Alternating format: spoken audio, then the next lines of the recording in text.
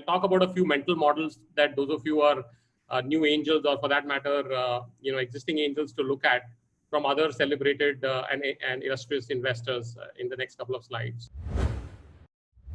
So this is from Warren Buffett, one of my favorite investors of all time, obviously not in the private markets necessarily.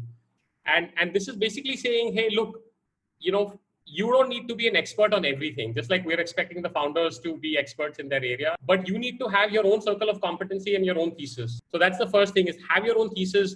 A generic thesis saying anything goes is probably not a good idea, right? And again, LetsVenture will have a lot more data and insights for you in terms of how angels make their own brands. You have to do that as an angel. You have to do that as a venture firm. The second one, and this is from Don Valentine, who's the founder of arguably the most successful VC firm of all time, which is Sequoia in the US. He unfortunately passed away, I think 2019. He basically has this quote, which you can see on the screen. I won't read it out, but it just says, A market, B team, market wins. B market, A team, market wins.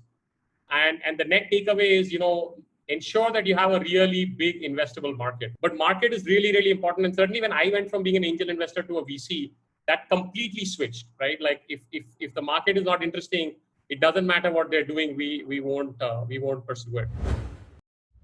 The third mental model, and this is another very famous angel, Sanjay Anandaram. He is a iconic angel and a mentor to a lot of startups here, certainly in Bangalore. And he has this beautiful quote saying, every feature is not a product, every product is not a business, every business is not a company, and every company is not an iconic one, right? And I've paraphrased it a little bit. I know Sanjay well enough, so I can take a little bit of liberty with this quote. And lastly, this is from Marc Andreessen, who was the founder of Andreessen Horowitz. Again, one of the most successful, but one of the newer, more successful firms. Last, I think 12, 13 years they've been in existence. And slightly complicated, but it's a 2x2 matrix, right? And on the y-axis, you have success, failure. On the x-axis, you have consensus and non-consensus. And here, the basic logic is that what Mark and many other VCs have argued, I couldn't find the attributions for all of them, is you have to be, non-consensus and right. So let's say we did a poll right now through LetsVenture on the 77 angels on this call and said, how many love this company and how many don't? If let's say 67 of them hate it, or worse yet, 75 hate it, but the 2 that love it have some unique insight or point of view, or maybe even just luck on their side, those are the ones that give you the 100x kind of returns, right? Because if you're consensus and right, that's like investing in the S&P 500 or Nifty 50.